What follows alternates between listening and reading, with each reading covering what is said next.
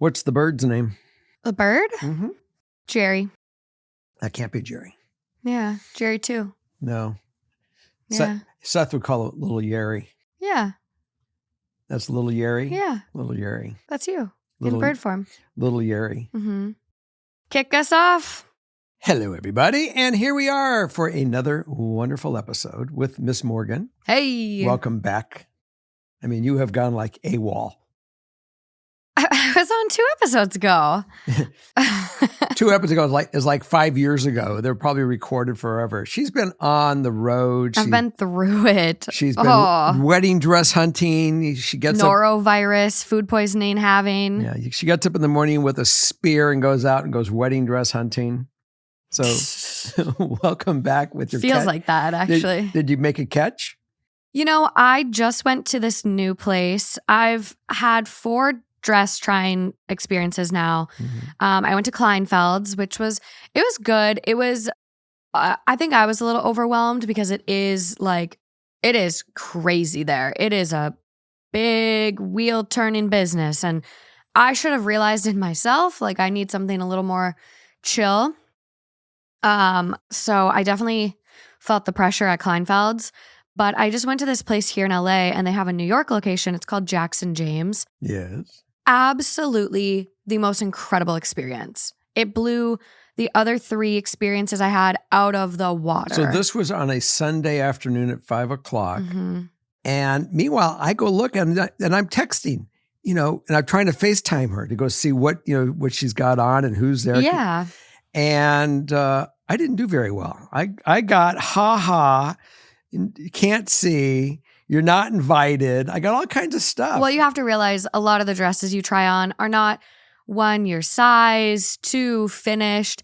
So I was walking out in the center of Kleinfeld's with, 60 other people out there in just sheer dresses, ass, boobs, all of it out. And I'm like, yeah, this is not a place for your dad to get pictures from. Well, apparently, I mean, you also had your wing girl with you, Ms. Lauren, mm-hmm. and it would have been nice that if Lauren could have just taken a picture, from afar, blurry, anything that I could have seen my daughter having some fun. But meanwhile, that got wiped out. Then you come to LA. Your mom and by the way, her mom missed the event because she was ill. She had food poisoning. She comes out she flies out to LA. You guys are having a great, we see each other for brunch for your birthday. And next thing I know is they said, I hear, will you come to, the next fitting? And I thought, not really. I think I'm just going to let you guys do your thing. And then I said, yeah, I'll come by. And next thing I hear is, no, you're just invited 3 people only. And I go figure. Yep. Me, Mom, Alejandra, and I brought Justin. And I posted it on my story. And a lot of people were like, you brought your fiance wedding dress shopping? Well, it was the after wedding. Yeah, so I did get a dress at Kleinfeld's, but again, it was a lot, but it's a beautiful dress. I think afterwards I walked out and I'm like, oh my God, is that the one? Do I like that? But Jackson James was such a different experience. And I had an amazing girl there named Dina who listens to the podcast. It was just so, so nice. So if you're looking for a wedding dress ever, New York, LA, go there. What's the name of the show, by the way? Father Knows Something. And what did Father always say to you when it came to this thing? I don't know. I don't know. Father said... It's early. It's 9 a.m. right now. Father said, pause, just, think about it and come back. You said, no, I'm done. I bought it. I go... Well, it was too late at that point. Yeah. I put 65% down and it's not refundable. She gone. Yeah, well... But it's all good. But I, in a sense, I think I failed up. It's an outcome I didn't expect. Maybe, it panicked me in the moment, but at the end of the day, it is going to be really, really good. I failed up. So here's what's going to happen, girls and boys out there. She's going to use this beautiful dress. We're going to vacuum seal it in nitrogen. Oh, okay. We're going to put it away when you're done. Technical. And maybe one of your children or grandchildren one day will get more. It's definitely an heirloom. So definitely an heirloom. That's the way we're going to play this one. I certainly, and then we're going to start the show. We're going to really get into this. But I really have to say, a year ago, I went back east to Anna. Mm-hmm. She was getting married and she was putting wedding dresses on. And the wedding dress she came downstairs in was her mother's wedding dress. Yeah, I think that's just so beautiful. And I have to tell you, she was beautiful. So that was a little experience. So sometimes it pays to put these things away, vacuum them up, pack them in nitrogen. Nitrogen does not hurt anything. Mm-hmm. Oxygen does. So there you go. Yeah. So on that note, we're going to kick off the show. Thanks for hearing us out for what's been going on in our lives. We'd like to hear a little bit more what's going on in yours. So kick it off, Morgan. Tell me, what do they got going? So the theme today, Yes. because I know you're just so excited about the dresses, Mm-hmm. failing upwards, or in another way, like, is failing inevitable? And I think a lot of people have negative connotations with the word failing. Sure. Failure. But I really do think when one door closes, another opens. Failure is a way of developing us and making us stronger and bringing, I call it seasoning. I don't call it failure. So I call it seasoning the steak, seasoning the fish. Okay, we are not steaks, but seasoning. Seasoning our Seasoning life. seasoning life. It really Something like does. that. It makes us really better. It brings color to us. It makes us full. Yeah. And without it, Yeah. So failure inevitable ? Seasoning needed? I don't know, but we'll get into these situations and see what we can. did we introduce we can say. little Yeri? Let's roll on.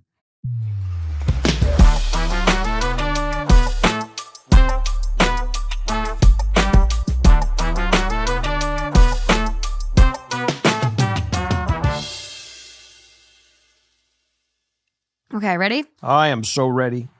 Hey, Father Knows Something fam, Minnesota native here who absolutely adores your show, along with THD and Midwest Married. This is a bit long, so buckle up. On to my issue. My partner, 32 male, and I, 30 female, have been together for 10 plus years. Married for a little over a year. I love them dearly, and we get along as any couple would. Things have been a bit stagnant the past couple of years. I do almost all of the housework, laundry, cooking, cleaning, as well as my full-time job. And part-time job as a youth hockey coach. My partner just recently got a new full-time job, but was previously unemployed from August 2024 until March of 2025. While unemployed, my partner was working on their mental and physical health, as their previous job was very demanding and toxic. During this time, I encouraged them to work on themselves. However, I started to notice that I still did all of the housework, even with them being unemployed, and me still working my full-time and part-time job. During their unemployment, I guess I was hoping they would step up a little bit more and help, as well as treat me to dinner, cooking, or takeout, just so I didn't have to be the one to think about it, especially after a long day at work. At the same time, I can't stop thinking about one of my coworkers, who I get along with. We've been coworkers for over 5 years. We have the same interests and hobbies and have some flirty banter when we get a chance to chat at work events. I work fully remote and they work full-time in office.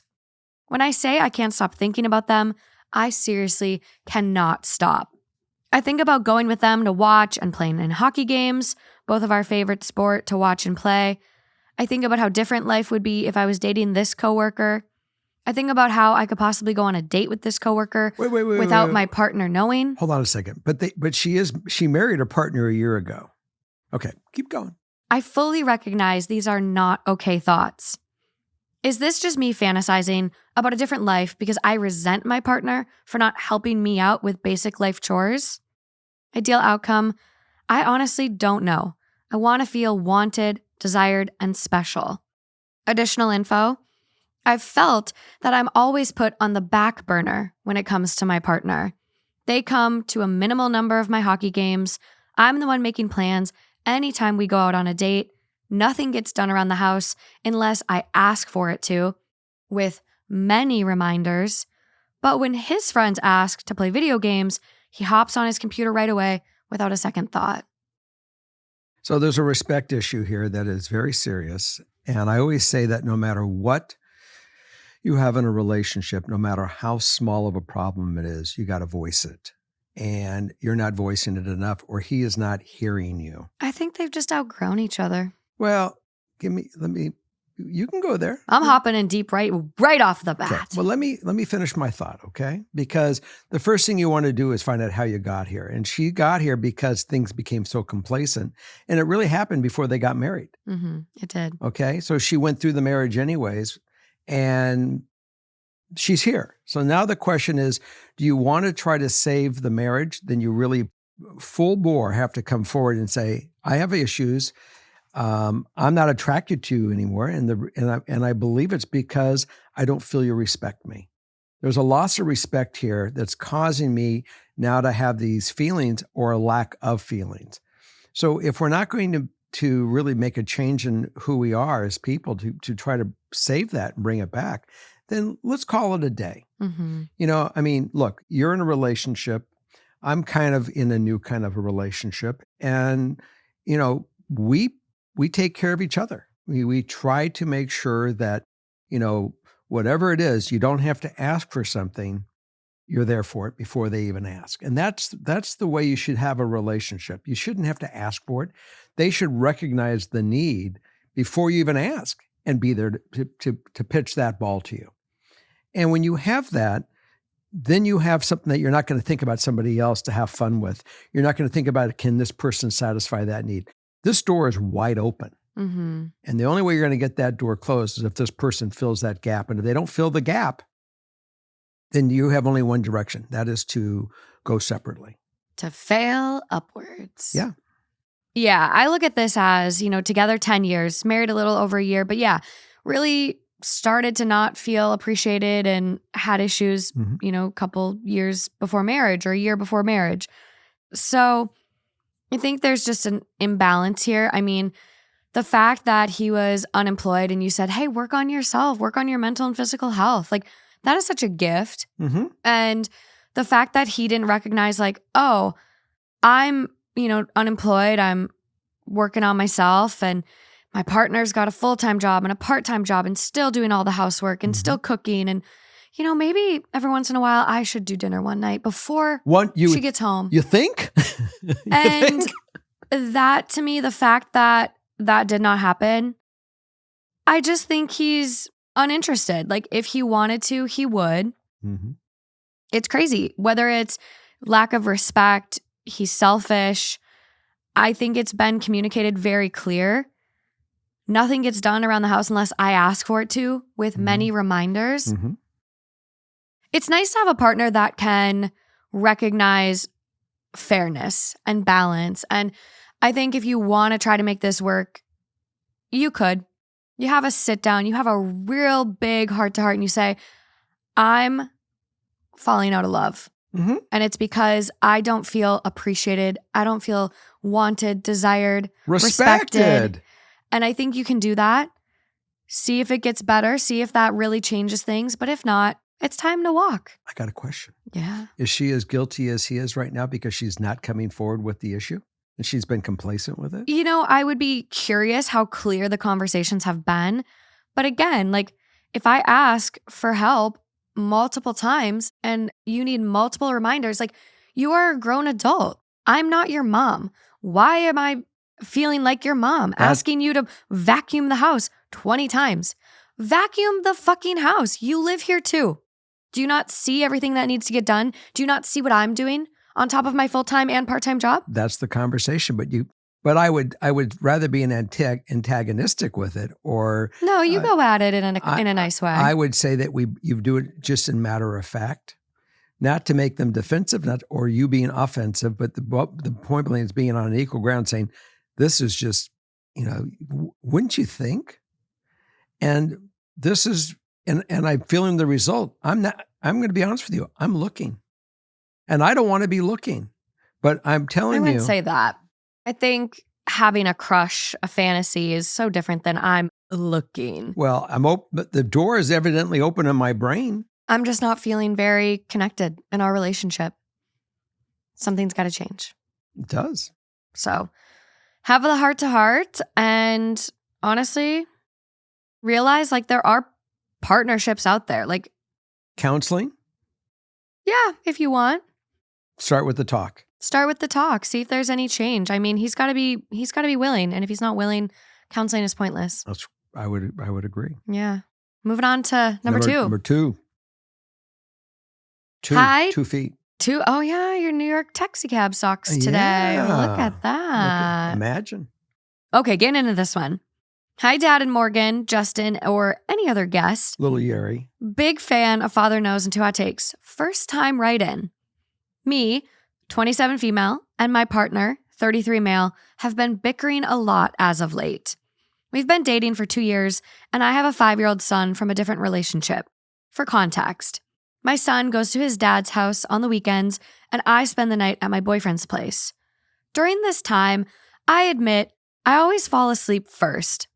Of course, being a single mom and working corporate America at 5 a.m. to 3:30 p.m., my natural wake and sleep schedule is a bit early, like 10:30, 11 p.m. is when I fall asleep. Mm-hmm. Fine, that's cool, right? My partner, though, is a bit of a night owl. He will game with friends or catch up on work and usually come to bed around 1, 2, sometimes 3 a.m. Now comes the fun part.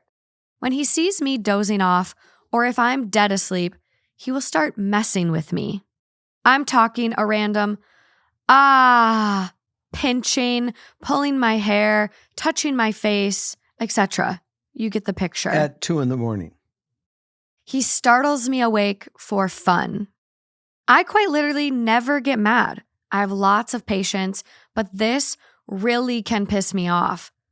This can go on for hours and usually ends up in me yelling, sleeping on the floor, crying, and just generally being wide-ass awake for hours. He will fall asleep and sleep in on the weekends until 1, 2, 3 p.m. The latest my body lets me is 9 a.m. How do I get him to stop? Seriously, I am a mom to an energetic terrorist who is extroverted. I do that all by myself, and I work from home, where my breaks are always spent getting my little one to and from the school bus. I just want and need the rest. He's great in most other aspects, and I see us going through life together, but this is seriously weighing on me. Ideal outcome, getting more uninterrupted sleep while sleeping next to my partner. Additional info. I also recently had a 10-hour-long surgery where I can't move my neck, and he is still keeping up the routines of startling me awake, which makes me reflexively jump. He says it's because he can't fall asleep or he's bored. You want to take this one in the beginning? I think what you need to do is buy a taser. I was thinking of a shock collar. And when he falls asleep, you wake up early and you get your little taser and you start shocking his ass. No, in all seriousness, you need to break up. This is not your person. Your yolks are very unevenly matched. I find it absolutely abusive what he's doing. The fact that you usually end up having to yell to get him to stop, you usually end up sleeping on the floor or crying. Absolutely not. This is torture. The fact that you have told him to stop, what sounds like multiple times, this is not okay. This is someone that does not respect you, and this is absolutely psychopath behavior. This is insane to me. I always thought that when you sleep with somebody, that you call them your partner. You know, that's what you're really trying to get when you're in a relationship, a partner. And I think a partner is supposed to kind of be, you know, pick up the balance, respect you, work with you, listen to, you know, what their partner views and try to get along. Ideal world, right? Yeah. Ideal world. So, you know, you've certainly, I think to myself, well, has she had the conversation? Well, you've had beyond the conversation. You've actually been crying and screaming at him, say, leave me alone. Sleeping on the floor. Because that's a safer place than the bed next to him. So, you know, he's obviously not hearing you. It goes back to that same statement we used a couple weeks ago, hearing, really digesting what you're saying. And it's not getting into his mind where he's willing to respect what your wishes are or even care that you need this. And that's your problem. And so, Morgan, I think you're 100% right. You had the conversation. I think you have to really make a point by saying, something, I think it's time that I sleep on my own in my own place. Yeah. And we're done. And you're just not getting it. I guess I would ask yourself this too. Like, you have a 5-year-old kiddo. Do you want your son, like you stay with this person, right? Do you want your son to think this behavior is okay? Do you want your son to treat his partner 20 years from now like this? And what if, he's bored and starts doing this to your son? I mean, he does this to you, tortures you because he's bored, because he can't sleep. Yeah, but he's playing his video games, then he comes to bed and wants to hump. And let me go see what I can do to wake her up. Come on, there's no romance here. There's no love, there's no care, there's no intimacy. This is just about service. I don't even think he wakes her up with an intention. It's truly like, because I'm bored. I don't know, download the Calm app and listen to a sleep meditation to wind down after gaming. Like, maybe don't game so late. Maybe read a book. It's not torturing me awake. It's not I'll say it this way. It's not a relationship that I want. Is it a relationship that you're looking forward to? Hell no. No, I think you really need to realize you deserve better. And I think she realizes the problem. Now you just got to react to it. When the ideal outcome is it's getting more uninterrupted sleep. Well, that's one way to do it, by getting rid of them. It's time. It's time. You got to weigh it out. Is everything he offers worth this misery? No, because it's not just this. It is what this highlights. I'm with you. Okay. Keep us posted. Keep us posted. And read the comments. There's going to be a lot of them on this one. I know. And obviously I was joking at the beginning about the taser. That's not the right answer, but this is unacceptable. I definitely think that you have to take an action that's going to really mean something. And that's saying, changing the locks and saying, I need to sleep. And then, go hang out at your buddy's house and I'm going to sleep the night. And if you want to show back up, but this isn't working for me. No. It's not healthy. It's simply not healthy for me. No. That's the biggest thing. Sleep interruption is quite literally a torture tactic. So what's all on number 3? Number 3. Hi, Dad, Morgan, and Justin. FKS and THT are my favorite podcasts. Well, thank you. Here goes my first submission. Okay. Me, female 27, and my boyfriend, male 25, have been dating for almost 2 years now. We started off as long distance and are now living in the same city. Everything was going great, and I've been feeling like I'm the luckiest girl in the world, despite me being his first official girlfriend. He has had small situationships before me, but nothing major. We still have our issues, which mostly stems from my past relationship trauma, such as getting upset at him for playing video games or seeing girls on his following list. I understand I have things to work on myself, and not letting my past relationship traumas view certain things like Instagram following list and gaming as something absolutely bad. So me and my boyfriend had an argument the other day because I told him I didn't appreciate him still following random girls he had followed before he met me. I know a lot of people don't see this as a big issue, but I do. Again, because of my past traumas. But after the conversation, I could tell something was off. My boyfriend asked if we could talk the next day, and he told me that he has been having these negative thoughts and temptations recently. Those thoughts and temptations including having freedom, being single, wondering if the grass is greener on the other side, exploring girls because he has never really had that single guy phase. I am heartbroken by this because I've never noticed he was feeling this way. Our relationship to me was close to perfect with minor things that seemed fixable to me. I feel like I'm not making him happy enough for him to be having these thoughts, and I'm wondering if this is normal for guys my boyfriend's age and dating history. I want to stay together and understand that temptation is a normal thing for someone in a relationship? ? I've heard many FKS and THT stories where guys feeling like they missed out and starting to have these second thoughts and temptations after marriage. I don't want that to be me. I am split between two feelings. Feeling that this is normal or someone who loves me would never have these temptations ever. I would really like your advice on this. I don't know if leaving him is the right thing for me to do, although he is the love of my life. Ideal outcome? Stay together. Work on communicating how we feel and know that this is still salvageable. You know, everything that you're talking about certainly resonates with me.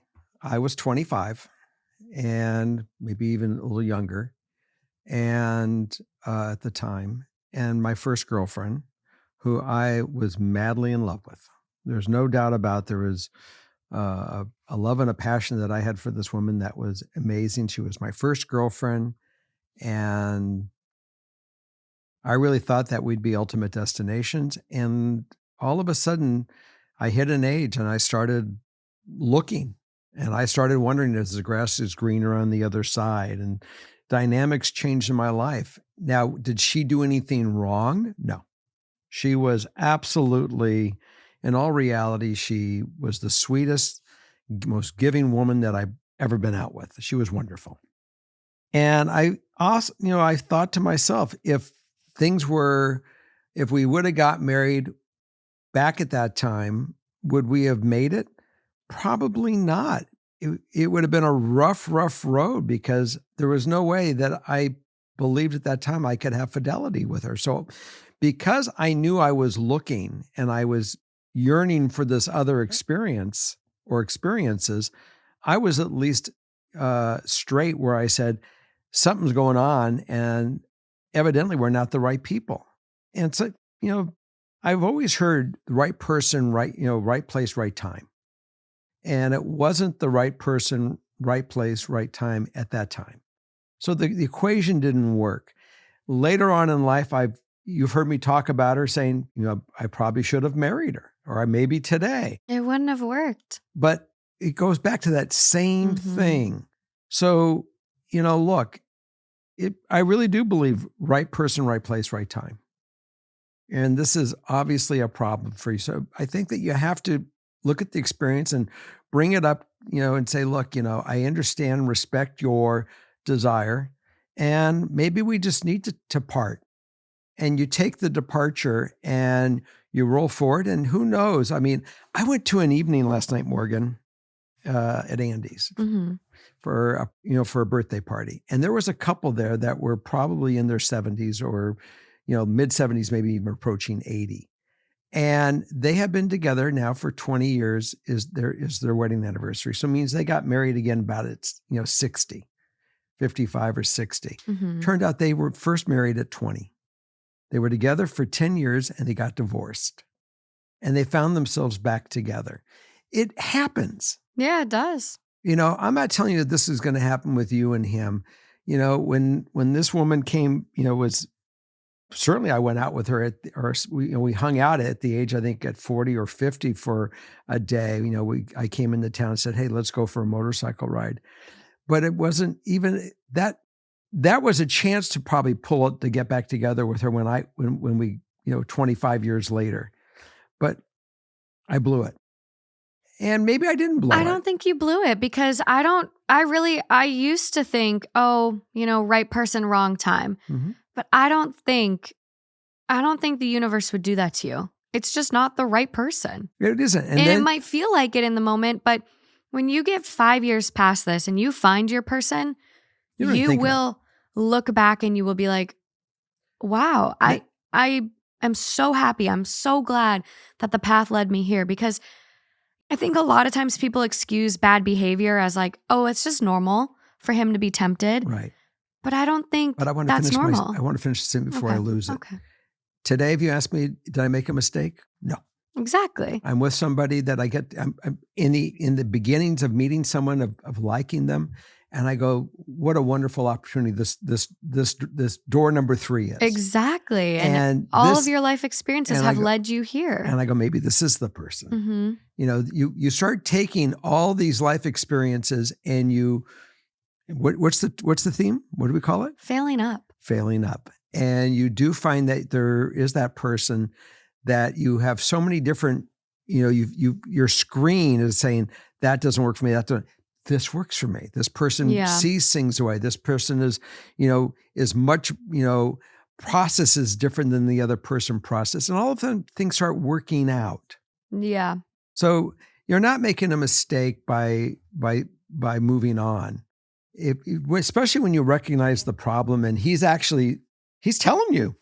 He's looking elsewhere. He's tempted. He's telling you. He's feeling like you're not enough. He wants to know if the grass is greener. And I will just say, Justin and I started dating at 25.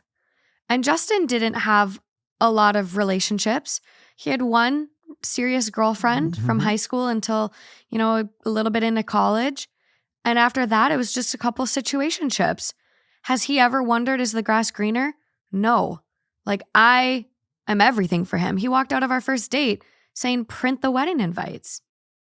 So I don't think that's normal. There's people that meet in high school and stay together faithfully until they die. Now, did he tell you that after the first date?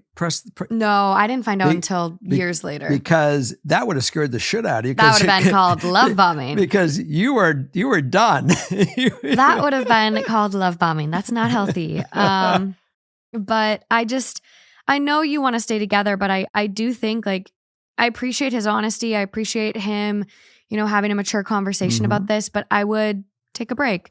You're in a new city, go out, go date, make sure he's the one you want to be with. And you're using the word take a break. I'm using the word, it's like catch and release. And if it comes back to you, great. When I say break, like, you're broken up. You don't talk. You're seeing other people. You move on. You move on. Like, I don't think having breaks where you're still talking and like, I miss you, like, that doesn't work because it's a have your cake, eat it too. Like, you really have to be done in that moment. And again, this is just me. Like, you're going to hear this and you're going to realize, like, no, I don't want to break up at all. Like, that's the furthest thing from my mind. Or you're going to hear it and be like, yeah, I should give it a shot, because I don't think being tempted all the time is normal. I think he really does need to get out there and experience and not have what if in the back of his mind. It seems like we have a lot of these relationships and these stories that we just keep saying. It's tough. I mean, it's tough because, a lot of relationships do go through hard stuff and they work. But I think in this specific story, when you have someone saying, I'm curious if the grass is greener, I think you got to let them see. I would rather let them see if the grass is greener than have them feel like they settled 5 years down the road. So I'm a prize. You're not settling with me. I'm with you. A year ago, I was thinking to myself, I was in a relationship and I was really, processing the relationship, going forward, going to the future. And I said to myself, I give advice and thoughts to people that write in. I'm going to be my own write-in. So I did write into myself, played it in my head. Oh, I was like, did we read it on the show? No, we did not. And I made a decision instantly saying, it is time to move on. And I immediately, came, I don't know if I was out of town, but I came back. I remember we had a conversation and I really just said, this is not going to work. I am not your person. And I will tell you that from the moment that happened and I released, I did not miss this person at all or that relationship. And that told me something. That told me that the decision that I had made was the right decision. And I went on. Now, it didn't mean I started dating immediately, because I didn't. I probably went, 7 months, 6 months before I even thought about it. Maybe it was longer. The bottom line is that make the determination and be honest with yourself and be honest with the person, because at the end of the day, if it's meant to be, you'll find your way back. Yeah. I'm not finding my way back because I made the right choice. And after some time and made sure that my head was clear on everybody that was from my past, because let me tell you, there was some muck in my brain and I got rid of all the muck. Yeah. And that allowed me to go forward healthy. So that's what my recommendation to everybody is. Make sure you get rid of all the muck. Okay, moving on to number 4. Let's go. 1, 2, 3, 4. I, 21 female, have liked my friend Matt, 21 male, for about a year now. We first met in college, and we were in the same program, but at the time, he really liked this other girl, Jane. Well, Matt and I remained friends and would text every single day. Not really hanging out outside of class at this point, but still texting every day. I moved to a different city 6 months after we met, and we remained close texting and calling every day. Matt and Jane would also hang out every day, and Jane friend-zoned Matt. Matt eventually gave up and told Jane it was too hard to hang out with her as just friends, and they stopped talking. We were in a transfer program, and Matt moved to my city. We are kind of each other's only friends here so far. So I knew him 6 months, moved away for 6 months, and now we are back. We now see each other every day. I've also met his whole family, grandparents, everything. I'm at his place every day. We had gone out in the past to the bars and cuddled after, which I questioned him about right away, and he said it wasn't weird to do that with friends, so I dropped it.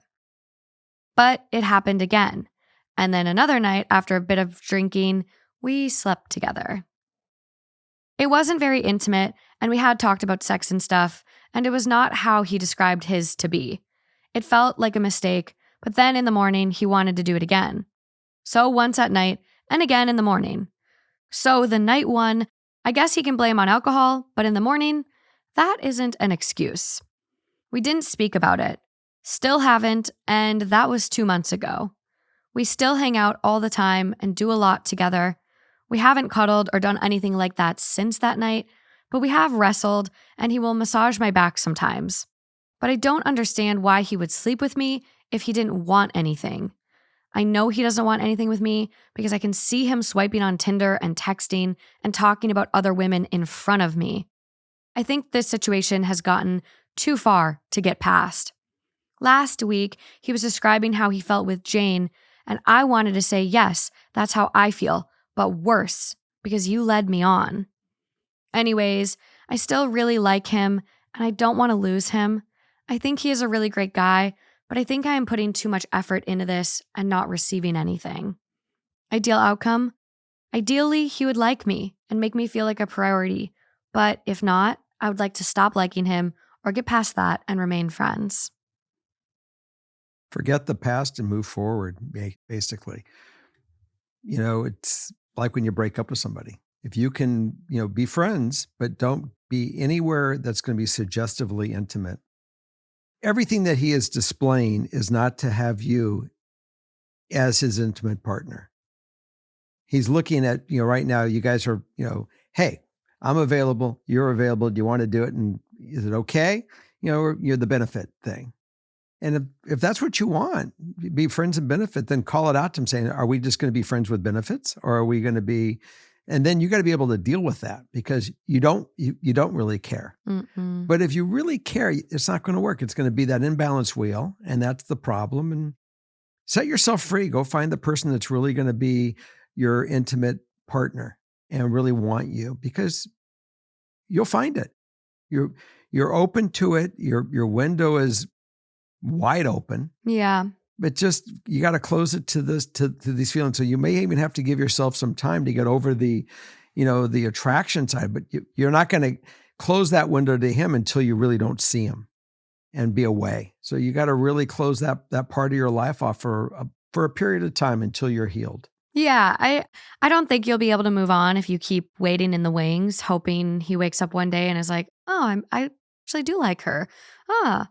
I think sleeping together, he's a 21-year-old horny dude. I think, unfortunately, he probably just looked at it as just sex. Mm-hmm. And for some people, sex can be just sex.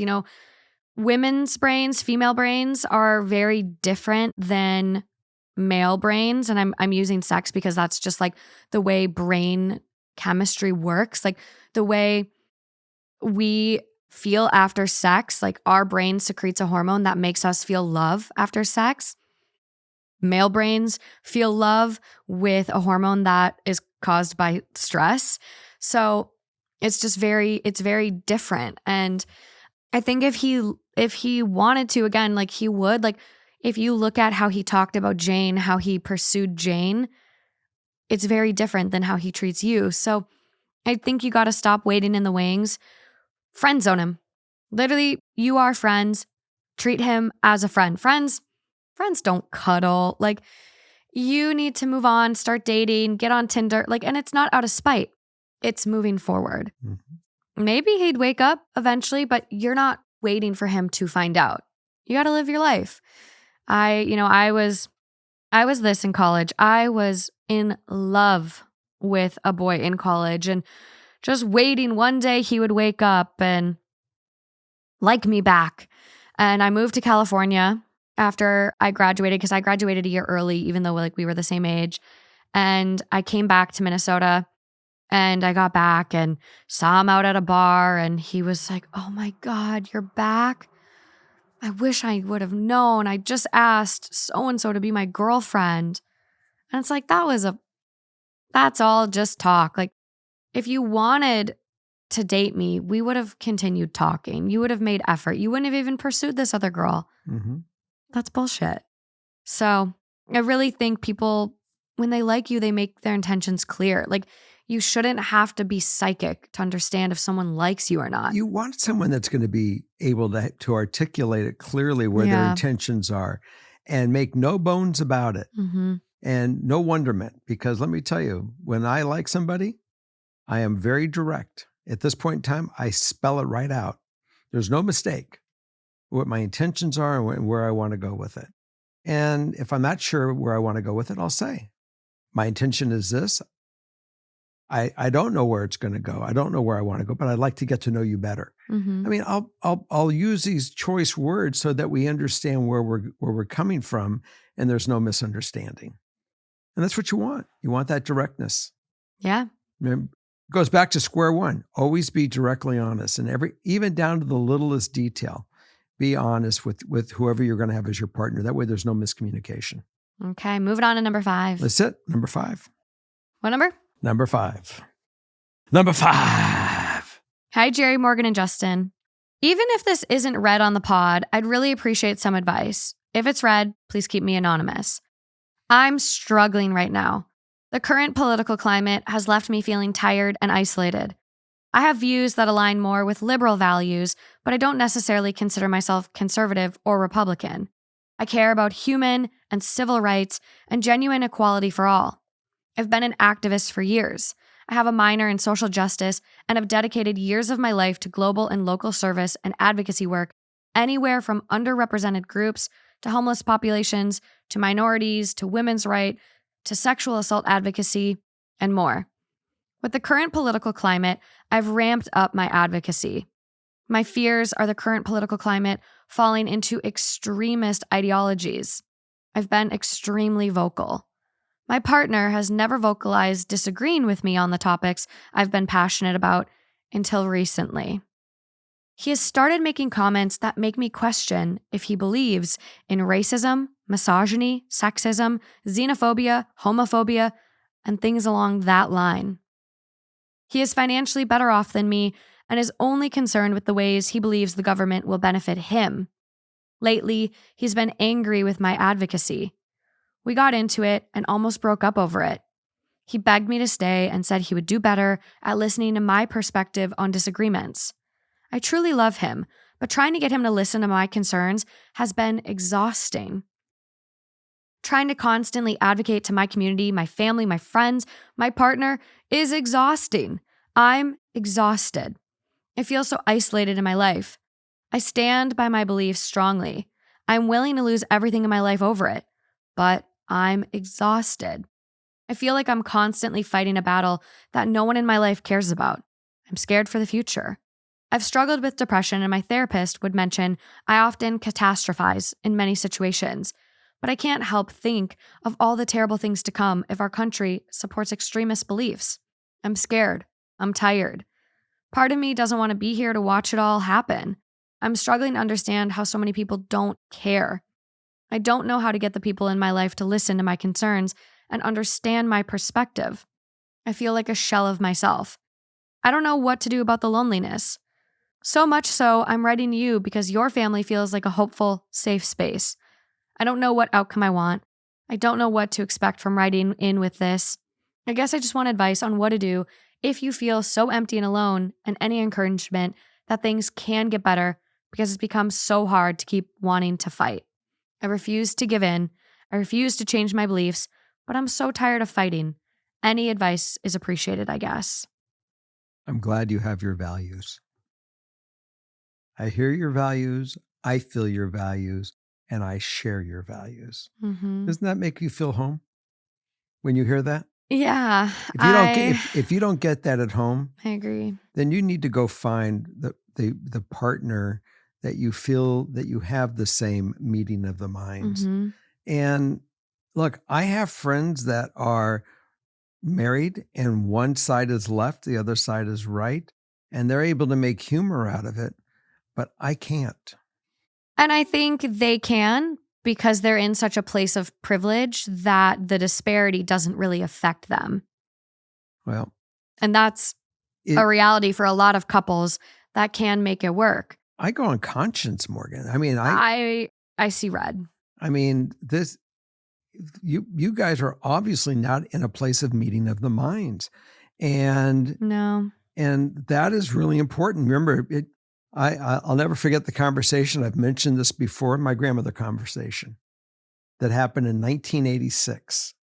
And she said, I don't care what you marry, who you marry, religion, race, any sexuality, none of the above. The only thing that I really hope that you find is a meeting of the minds. It's very important. And I look at this and I do think, people can have different political views when it comes to budgeting or, things like that. But when it comes to whether people deserve to be treated as human rights, that's where I'm going to say, no, you can't have differing views. If you have someone that you're questioning, are you racist? That is not someone you want to be with. This is the root value of who they are and how they're going to even see you and treat you. And I just think, you put misogyny as well. I mean, overall, these are things that I don't think you can get past. I think you really got to move past this person and really start building a home, a community, a group of friends that do align with you. Like me and my friends, we align on political stuff. And I would struggle if we didn't. Like me and Lauren will text and we'll send stuff back and forth and we kind of stress out together. And having that safe place, like I can go to her, we can talk about these things and we don't agree on everything, but we can have a conversation that's civil and be like, oh, I totally see where you're coming from on that. But overall, we agree that humans deserve to be treated as humans. People should love who they want to love, be who they want to be. So if you don't agree on that. Right. So this goes back to the thing. You use the word political views. I look at this as as life rules, life views, and who we respect as a people and all. That's more than political. That's becomes the core of who we are. Yeah. And if you are at the core and your mate are not at the core same values, you're headed for a disaster. Yeah, and it's also like not your job to keep being the teacher to these people. Like they have their thoughts, they believe what they're going to believe. But you want to live with it. You don't have to live with it and you shouldn't because it's unhealthy. I mean, it's unhealthy. I have friends that have different political views than me, but that's great, but I don't live with them. And no. Do I think that they're as passionate about, having a safe home for their kids and grandkids? Yeah, I believe they're passionate. Do I believe in the way they want to achieve it? No. But that's it. Some of their cores are we might say they're good people, but some of these people are just, we're not aligned in our values. And but when you're married to somebody and you're making love with them and you're going to bed and waking up in the morning and you want to feel you're safe with the person you're with, that you are aligned. That's the way I am, at least. Here's the thing. Like, I know a lot of people, and I'm not sure where our listeners fall politically because we don't get into politics much, but I think there's certain things that You know, if you are on the opposite side of the people in charge right now, like, we have a right to be scared. Like, when there's acts being passed that limit people's right to vote if the name on their driver's license is different than the name on their birth certificate, essentially that affects women who get married and take their husband's last name. Mm-hmm. So you're trying to cancel women's votes? Like, when stuff like that starts getting put through and voted on, we do have a right to be scared. Mm-hmm. And I don't think that's catastrophizing. Like, these are real fears. And if your partner doesn't support you, why are you with them? Like, when I told Justin this Save the Vote Act or whatever the fuck it is, Save Act, he was enraged. He goes, "You're not taking my last name then?" Like, absolutely not. So it's just crazy. It's crazy times. And life is too short to feel like you're fighting and educating people in your life 24/7. Like, no. If your family have different political views, see them at Christmas. Have a good time. Don't talk politics. Human views. Don't be their teacher. Find your community. You're very involved. Make friends in these advocacy efforts and find your people. Okay. I have a number 6 for us. Okay, let's knock it out. Okay. You pitch, I'll swing. Okay, friends, this next one does need a trigger warning. It mentions talks of abuse, assault, physical violence. So if you cannot handle that today, please end the episode here. We really loved having you. And until next time. But otherwise, keep listening. Okay, number 6. Number 6. It goes like this. Hello to everyone. Hello. Anyways, I figured I'd submit this since I've been feeling very conflicted. Would I be the asshole if I left my significant other of 10 years that's trying to change? I'm not sure how to go about this, but I, 29 female, and my significant other, 32 male, have been together for 10 years, and I'm considering ending things. I deeply care for him as we have kids together, but I just don't know if it'll be fair to me or to him if we continue this relationship. So I guess to explain why. Almost 9 years, he hasn't had a job at all. I worked 2 jobs at one point to support us and the kids. At one point, we lived with his mom, and his mom had the old generation thinking that I was supposed to come home, cook, clean, and take care of the kids while he did nothing. I didn't agree since I worked and he didn't. She decided to call me all kinds of names, and he didn't defend me. Instead, if I told him I wanted to say something, he would beat me. After a while, I told him if he didn't stop, I would leave, so he stopped. Then came the punching walls and the car instead of me. I stayed since every time I mentioned it, how if he continued, I'd leave, he would then stop. The only thing, he didn't and wasn't getting and keeping a job. He said he would, and I stayed because he said he would, but he didn't. He always gets jealous and upset if I hang out with anyone and if I don't spend more time with him. I'd go out maybe 4 times a month, and he'd get mad saying I need to spend more time with the kids. I spoke to him about all of this, and he says he'd change and do better. He even got a job within a day and is actually cooking and cleaning for me. He hasn't gotten angry with me either. Oh, and he got me a Valentine's Day gift when he hasn't gotten me anything or even a note in the past 9 years. Nothing for my birthday, Christmas, or Valentine's Day. I just don't know how to feel because I feel very conflicted. He seems like he's actually trying now, but I'm starting to resent him for trying now. Why now? I'm usually very appreciative for every little thing someone does. So for me to feel resentful for every little thing now just makes me feel guilty. Would I be the asshole if I actually left? Should I stay? Sorry if it's everything. I'm trying to sum up 10 years and it's quite difficult. I just feel guilty in general for even thinking about leaving when he's been doing everything I asked for. Ideal outcome? Honestly, I have no idea. I just want to feel like myself and happy again.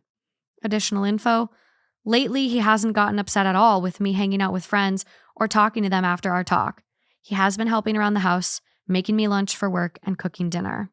You know, the fact that you're living on, it seems like you're living right now on the edge. When is the ball going to drop again? And the biggest thing that you said that really resonates in me. I'm not happy. And if you're not happy, you need to really go find happiness. It's okay to leave. It absolutely It is. doesn't matter if you have one kid with someone like this or 10 kids Or no or kid. no kids. It is always okay to leave. Always. I don't think with him, I don't think it's if he'll snap again. I do think it's when. I think abusers, and that's what he is. He is an abuser. No doubt. He is someone that's scary. And I think controlling, I think manipulating. all the above. I think people that act like this go through phases where they'll be perfect and I'm trying, I'm getting better, I've changed. And then it's to reel you back in. It's to keep this cycle going. I think you deserve better. And I think you're just looking for permission to leave, and you have it. Without You a doubt. absolutely have it. You don't need it, but it is okay to leave. And I think you will be so much happier, so much safer. It's not going to be easy. I don't think this is someone I would tell that I'm leaving. I would get your ducks in a row and make sure you can support yourself and go, because I think someone like this could be scary. She supported the house for years. I mean, Years. he's the one that was afraid of her leaving because that was his support mechanism.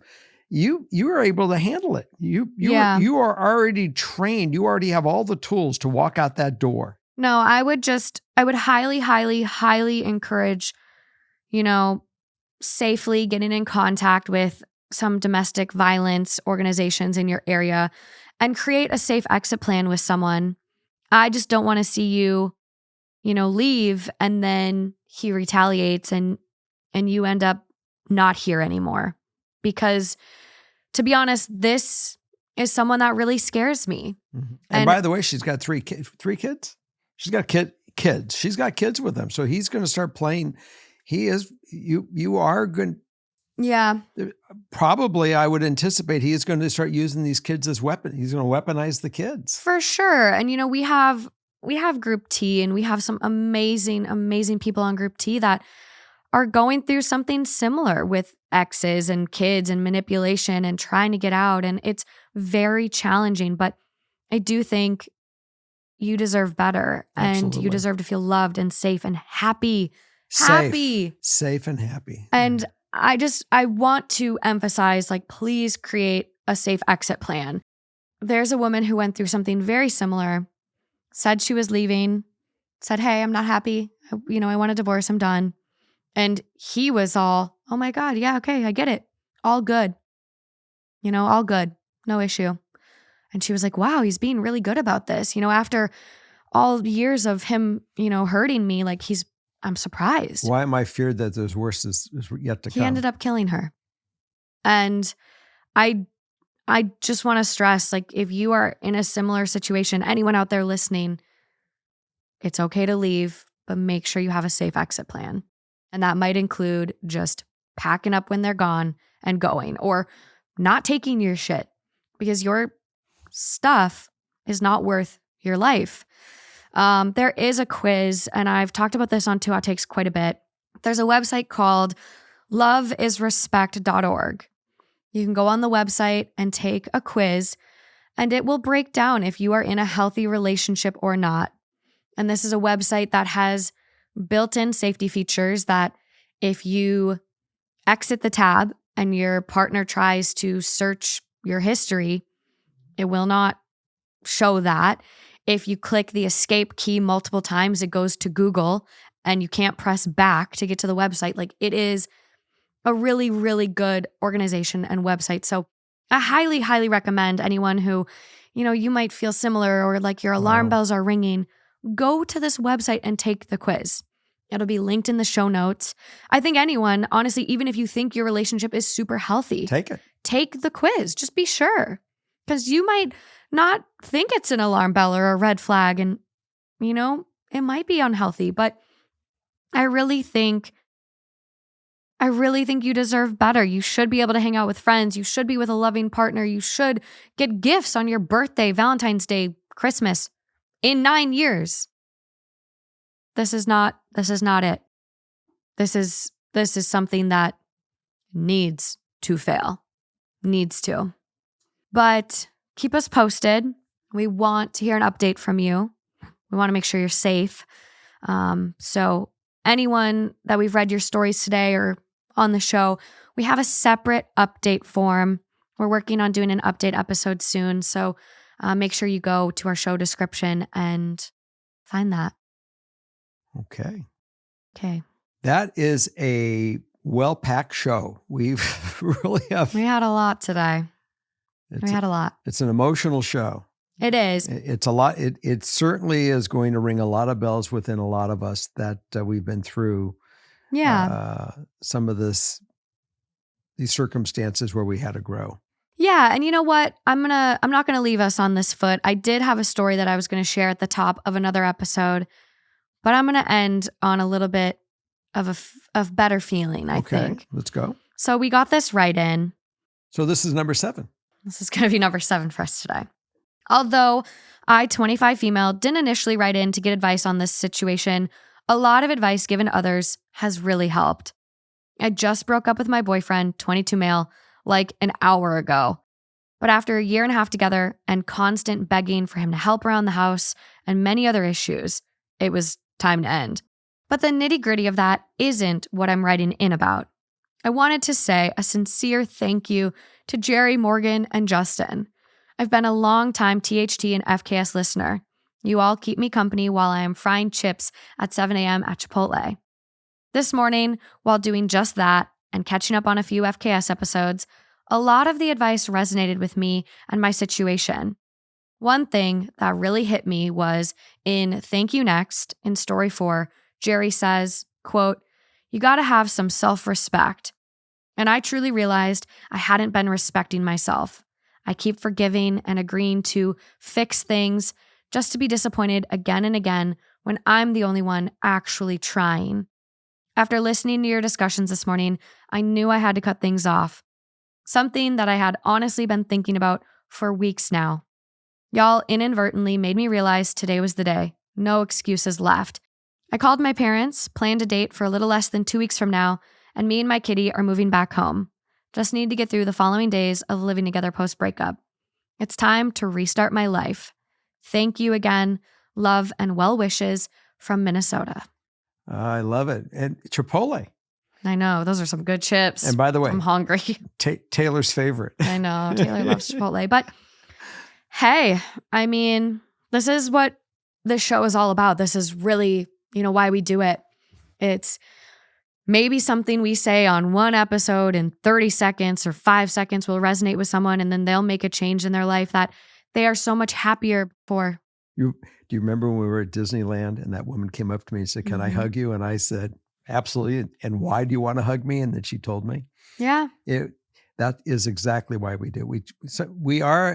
We have had as a community the ability of changing each other's lives and helping one another just by talking about these things. And it's sharing. You. It's the community too. Sometimes, it's the a community. lot of times, your advice in the comments is better than what we can come up with. I went on with my life because of the show, and listening to what I, talked to you about and said, listen to yourself. Yeah. And it changed my direction. So, we all help one another. Absolutely. We really do. And so thank you for being a part of our lives and giving us this, valid, reinforcement. Yeah. We are just two people. A dad degree over there. I don't know. Daughter degree over here. I don't know. I'm having a little bit of a identity crisis lately, I think. But we're just two people. We're not on moral high horses, but we know that it's okay to want happiness. We know it's okay to want a safe, healthy, happy home. Everyone deserves that. It's okay to want more for yourself, for your life, for your kids, just for you. So go ahead. That's all I got. So I got a note. Go forward and be you and be happy. Now, to all of you that have watched the last, 4 years of the show, 3 years of the show? 3. Okay. You've all seen me wear these blue glasses that apparently are goofy. They are. I am letting you know that is the last time you're going to see these glasses because we got new ones. New glasses I don't came. like that. Yeah, we're going to Is have. your prescription worse?